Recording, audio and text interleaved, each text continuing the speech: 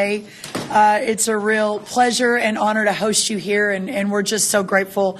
Today we have a big announcement, actually a couple of big announcements, but we're really here today to talk about regenerative agriculture. So I'm going to walk everybody through the announcement and the launch today of a really significant program that continues the partnership and this administration's focus on making America healthy again, while also putting our farmers and our ranchers first. So again, we're so grateful. The most excited, not that I'm not excited to see all of you, but we have some amazing farmers in from California and Missouri and Indiana. Who am I forgetting? California, Missouri, Indiana.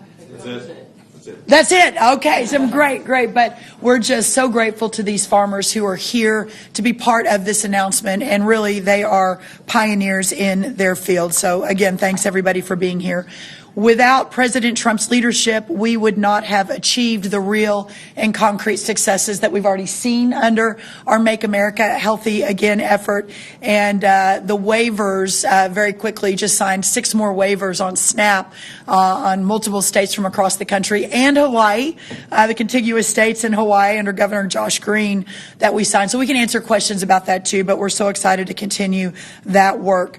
We all know we're at the point where we must do something to correct the chronic health problems that Americans face. Over 75% of Americans' youth between the ages of 17 and 24, as you know, we've been talking about it, but important to constantly remind, those kids are ineligible for military service because of obesity, poor physical fitness, or mental health challenges. Over 350,000 American children have been diagnosed with diabetes. Since my confirmation as Secretary of Agriculture on the exact same day as Secretary Kennedy's confirmation, February 13th earlier this year, we have been taking bold action on this front. Whether SNAP waivers or applauding voluntary industry commitments or emphasizing local and regional food procurement in our schools or defining ultra-processed foods, all underway, we are prioritizing the health of our country. I am also excited to give an update on our revised farm-to-school grants, which put farmers first and promote healthy choices, healthy families, and healthy outcomes. This year's opportunity streamlined the application process, removed woke DEI requirements, and supports expanding access for small family farms to markets and infrastructure by facilitating connections to the child nutrition marketplace. The farm-to-school application period just closed, and I'm so excited to note that USDA received a record-breaking 645 applications. The record high in the past was 386, so we nearly doubled that. The awards will be announced early in the spring. We continue to actively work with Secretary Kennedy in crafting sensical dietary guidelines for Americans, which are set to be released early next year, so in a couple of weeks. Federal nutrition advice must be sound, simple, and clear. These guidelines will prioritize whole, healthy, and nutritious foods, such as whole-fat dairy, fruits, vegetables, and meats, and suggest limiting highly processed foods and those high in sugar. President Trump and my colleagues, led by Secretary Kennedy on the MAHA Commission, know our current health outcomes, especially for our children, are unsustainable, and that American agriculture and our agencies are at the heart of that solution, and what an honor it is. We're doing things a little bit differently than typical Washington, D.C. Since our confirmation, we have encouraged the states to think differently and creatively as our laboratories of innovation about how to solve the many health issues facing America. So that was a really exciting thing to do. We just finished signing several of those SNAP waivers, and we can take questions on that. Dr. Oz will talk a little bit about that, as Secretary Kennedy will. But really today is about the next step in making America healthy again, in addition to those waivers, and that is talking about regenerative agriculture.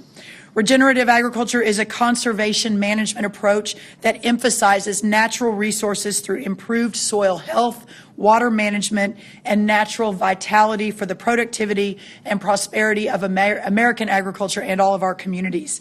Today, we are launching a new Farmer First regenerative agriculture pilot program, which will invest $700 million specifically to support regenerative agriculture. We will deliver this support through existing programs our farmers already know and already trust. Protecting and improving the health of our soil is critical, not only for the future viability of farmland, but to the future success of American farmers. In order to continue to be the most productive and most efficient growers in the world, we must protect our topsoil from unnecessary erosion and boost the microbiome of the soil. Today's announcement encourages these priorities while supporting farmers to transition to regenerative agriculture if they so choose. This is a Farmers First pilot program and the first of its kind. The pilot brings USDA's Natural Resources Conservation Service, or NRCS, we have our incredible leaders here, Aubrey Betancourt, back to its core mission, helping people help the land through whole farm, outcome-based voluntary conservation that our producers trust. For too long, our conservation programs have been severely fragmented. This pilot replaces that fragmentation with one unified process that evaluates everything at one time. Whole farm planning is the centerpiece, ensuring that all resource concerns such as soil, water, and natural vitality are addressed together, not one piece at a time. Producers will benefit from a single application, reducing red tape and making conservation easier to access and our programs more impactful. As President Trump has done since day one, we are committed to restoring America's natural strength by empowering producers with simple outcome-based tools. Producers at every stage, from beginners just starting with cover crops to advanced operation with years of conservation experience, many of those are represented by our farmers today, will find a pathway through this pilot. Each producer's results will be measured and credited back to the farmer through an outcomes report, recognizing and rewarding improvements they achieve on their own land. This initiative puts American farmers first as part of the solution to make America healthy again, but by supporting access to American-grown whole foods that are critical to addressing the chronic disease crisis nationwide. Using the Sustains Act, we will bring corporate, label, and supply chain partners directly into partnership with NRCS, supporting regenerative agriculture adoption, farmer recognition, and consumer education. Because success depends on strong partnerships, we will expand work through our technical service providers and local organizations to meet demand. In addition, the Office of Urban Agriculture and Innovative Production, supported by their advisory committee, will extend regenerative priorities into cities and urban areas and urban communities across our great country, again, aligning with the MAHA agenda. And many of those places in our country, as you know, are those that are facing the most severe crisis regarding nutritious foods and access to nutritious foods. This new pilot is about results that last. It will make our farms more productive, our land healthier, and our water cleaner. Again, we're so grateful to everyone for being here. At this point, I'd like to turn it to my great partner in all of this work, Secretary Bobby Kennedy. Thank you all again for being here, and we will be answering questions. Thank you very much, Secretary Rollins. This is the fulfillment of a promise that we made in the MAHA report. The MAHA report, which we released 2.5 months ago, has 120 recommendations for how to transition, how to eliminate the chronic disease epidemic and transition to a healthier America. And among those promises, among the recommendations of the report, was the promise to make it easier for farmers in this country, to give them an off-ramp. Farmers who are dependent on inputs, on chemical and fertilizer inputs, to give them an off-ramp where they can transition to a model that emphasizes soil health, and with soil health comes nutrient density. And without coercion, through voluntary action, to give them good incentives to do well by doing good for themselves, for our children, and for the country. I'm very, very happy to have as a partner in this endeavor Brooke Rollins. I've been working on farm issues for 30 years, and this is the first USDA secretary who I believe is really committed to giving us, we already have the healthiest food supply in the world, to making a food supply that's even healthier, that's going to sustain, again, a transition to a much healthier America for our children. I also want to thank these farmers who are inspiring. And they're inspiring to the farm community, to all of us who care about good health, about sustainability on the farm, about water retention, about soil retention, about the health of farmers themselves who are concerned about the health of their children from too many chemicals on the land. And they have given us models. Some of these are fifth, sixth, seventh generation farmers.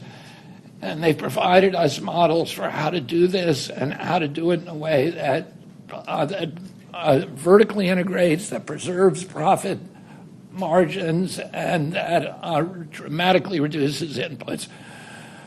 So I want to thank, again, Brooke Rollins, Secretary of USDA, for making this happen, for her commitment to making America healthy again. And I'm going to introduce my partner and friend, MAHA. They are too humble to say it themselves, but Brooke Rollins and Bobby Kennedy are amongst the two most innovative secretaries in modern history, and it is your leadership that makes what you're hearing today possible and feasible for people like me who run agencies to actually march forward to accomplish the kinds of goals that they're outlining. Let me give you two major examples of how this is playing out right now. The first is the Rural Health Transformation Fund, which, as many of you have been following, received grants from all 50 states, requests for grants for all 50 states. We have just started to get the scores back from grading these applications, which are done by outside experts, and we will allot all that money by the 31st of this month. One of the ways that you get the money is by applying for SNAP waivers. If you apply for a SNAP waiver, and as the 6 documents here that were signed by Secretary Rollins today would attest, there's a lot of interest in this. You get paid extra money. If you actually get your legislator to ratify these agreements, you get additional money. Now, we've also asked states to submit proposals for participating in the Presidential Fitness Challenge, something that Secretary Kennedy's uncle created.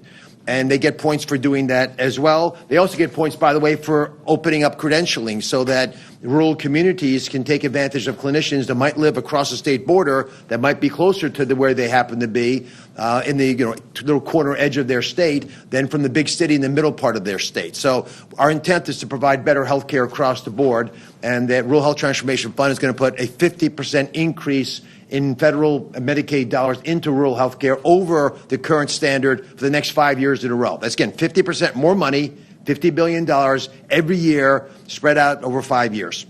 Second big issue is to build demand. As regenerative farming and other tools are coming to the forefront and higher quality foods are quantitated with the plans Secretary Kennedy is pushing forward with the dietary guidelines, we want to make sure there's a voracious appetite, metaphorically and in reality, for these tasty and nutritious foods. And eating those foods makes you healthier and will save the taxpayers money because Medicare and Medicaid won't have to pay out so much in health care claims. You either pay for it in food or you pay for it in health care expenses. We therefore are pushing both in Medicaid and Medicare for clinicians to talk in their annual wellness visits with with kids if they're pediatricians and with adults if they're primary care providers and general practitioners, and they get points, they get bonuses if they have these conversations teaching about healthy food. But it's even more provocative, I believe, now is we have the ability to incentivize plans like Medicare Advantage plans, which cover 34 million Americans, to provide in the supplemental benefits that they give for chronically ill patients, which is now 34% of all beneficiaries. That's a doubling since last year. But they can't just give any food. They must give food that is nutritiously valuable to these chronic illnesses for the third of Americans who get them, and they have to meet the dietary guidelines, which will be released next year. So it allows us now to enhance the ability of purchasing, the U.S. government's purchasing power and insurance companies' purchasing power to support the changes that are being made by the Secretary of Agriculture. Brooke. Thank you, Dr. Oz. We've asked one of our farmers, Blake Alexander of California, a former state 4-H and FFA officer and a multi-generational farmer. Blake, it's so great to have you. Just a couple of words from you. Alfalfa hay and dairy farmer, great to have you here. Thank you. Well, thank you very much. It's a true honor to be here. And Our farm, Alexander Family Farm, was the first certified regenerative farm in the United States. And since that happened, I've kind of carried this load on my shoulders to attempt to help spread the message across the country to conventional farmers, organic farmers alike. And I'm just going to simply say that regenerative farming is simply farming in harmony with nature, with the way that God intended or our Maker intended. It's paying attention to the biology and building nutrient density in the soil, the plants, the crops that our animals eat. For us, it's chickens and cows, and then ultimately it's the milk and the nutrient density for food for humans, and making our planet a better place. In harmony with nature means that we're cleaning up the water supply on our farm. We're cleaning up the erosion that may or may not happen with both soil and water.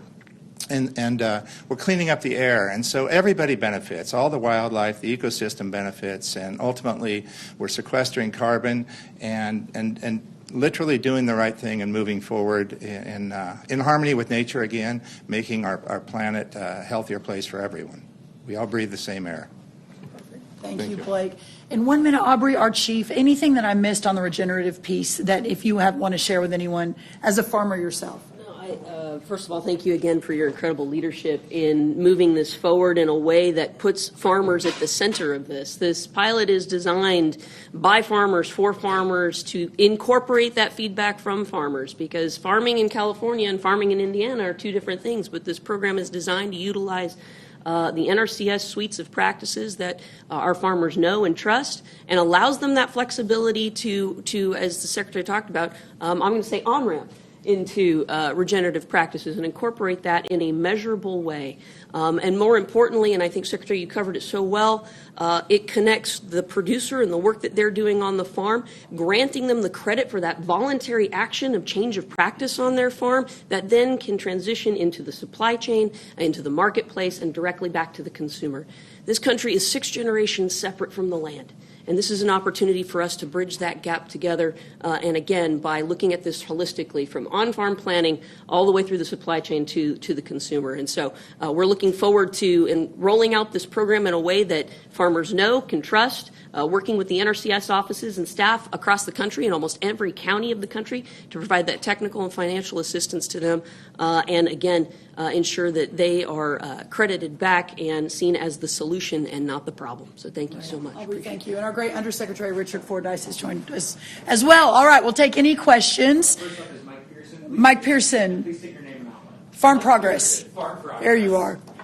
Secretary Rollins, can you tell us what kind of criteria the NRCS will be using to assess these regenerative pilot projects? Yes, I'll let Aubrey answer all the specifics. She's been a warrior on this and working on it for months and months. The criteria is the same as it has and always been. It's EQIP and CSP. These are our standing programs that take year-round applications. There's nothing new. It'll be the same application that our farmers know already. The difference is they'll be able to apply for multiple practice on a single application. What's important about that is it ties back to that whole farm plan. The idea being that we're going to look at all of the resource concerns on the property at one time instead of drive-by conservation, where we're only looking at maybe soil health here and maybe in a few years we're going to look at water management. No, it's going to come back to a plan. Let's start working the plan with the farmer. This means we've got to put our NRCS staff back out in the field where the farmer, where they belong, and we're making incredible efforts and investment in that as well. The Secretary has been a tremendous champion of that. But this is the same EQIP and CSP rolling contracts as we have all throughout the year. Thank you. Yes, sir. Hi, I'm Mark Keller at EAU News. Yes. Madam Secretary, I think I heard you mention urban agriculture and also technical assistance. Maybe you could expand a little bit on that. I don't think those are two things that the Office of Management and Budget really loves, but will the budget request protect them? I'll let Aubrey kind of speak a little bit to that, but clearly the urban part of this is important to this administration, understanding how we're realigning to ensure that the priorities and that we're focusing on what's important. But there is no doubt that those who are most affected by a, inability to have access to nutritious foods, the dietary guidelines, let me say this, and then Aubrey, I'll let you answer the specifics. The dietary guidelines, this whole effort on making America healthy again, working on the SNAP, I'm thinking we now have 18 states, we've signed waivers, more coming by the day, the innovation that's happening. This is for all of America, but those that it will affect and benefit the most are those who are living in vulnerable communities in urban areas around this country and in vulnerable communities in the rural America as well. So making sure sure that we are building a system and an infrastructure that supports that as we're moving forward. USDA spends $400 million a day on 16 nutrition programs just across USDA, $400 million a day. You marry that to the new dietary guidelines, you marry that to these new programs, and all of government approach with a vision to make America healthy again, and certainly a focus in our urban areas is really important. Addressing the urban ag and innovative production component of that, we still have another year statutorily to operate that committee, and so we're utilizing it towards the president's priorities and the secretary's priorities as well. It has a huge and important part to that connection back to the consumer and the supply chain, and we're also very worried about, concerned about regional food systems, both inside of urban, but even a broader piece of that. I think another component to that, which we're looking to integrate, is actually a tribal approach as well through our tribal conservation districts and many of our tribal communities, and their food sovereignty is something that we're looking to integrate there. So we're marrying up existing statutory authority with our priorities and agenda. From a technical assistance perspective, this is the foundation of NRCS. 90 years ago, this country decided it was a priority that we keep farmers on the landscape farming to the best and highest ability that they can. Technical assistance is foundational to NRCS. It's something we are never going to stop doing, and we will always have a way to provide that. Yes, in the back, and then we'll come over here.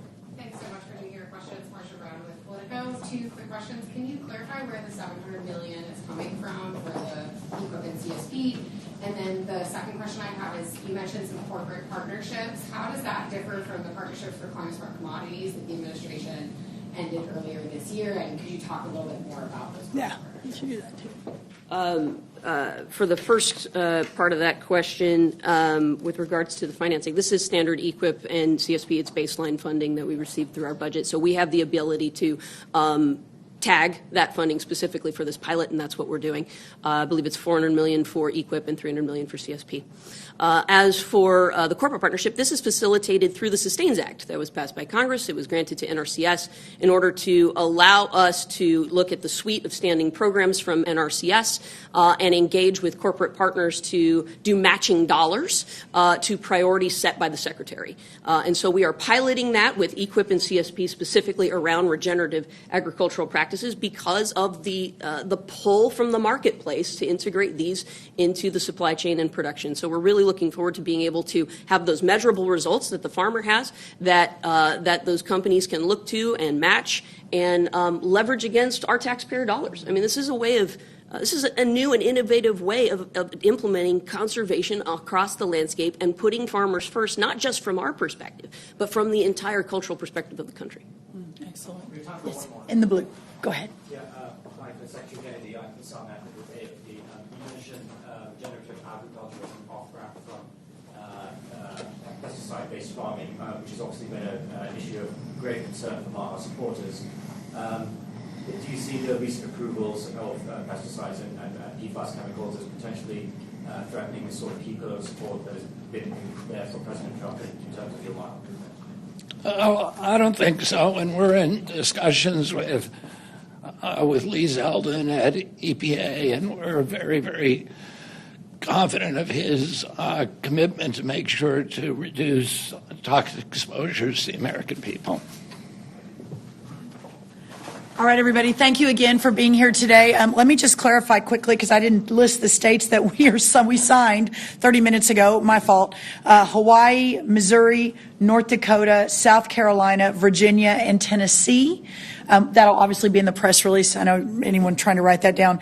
And we've already signed an additional other 12, Arkansas, Idaho, Indiana, Iowa, Nebraska, Utah, Louisiana, Florida, Colorado, Oklahoma, West Virginia, and Texas, both red and blue states. We're really proud of that. This team is an unprecedented example of how across our government the collaboration is historical. And working together, we're constantly in contact. We do a weekly call. This announcement today on regenerative agriculture, combined to more SNAP waivers, will have monthly events and announcements as we're moving toward, again, making America healthy again, getting nutritious foods to all Americans, and putting our farmers and ranchers first in all of that effort. So God bless you all. Merry Christmas. Happy New Year. Thank you all so much for being here. Thank you.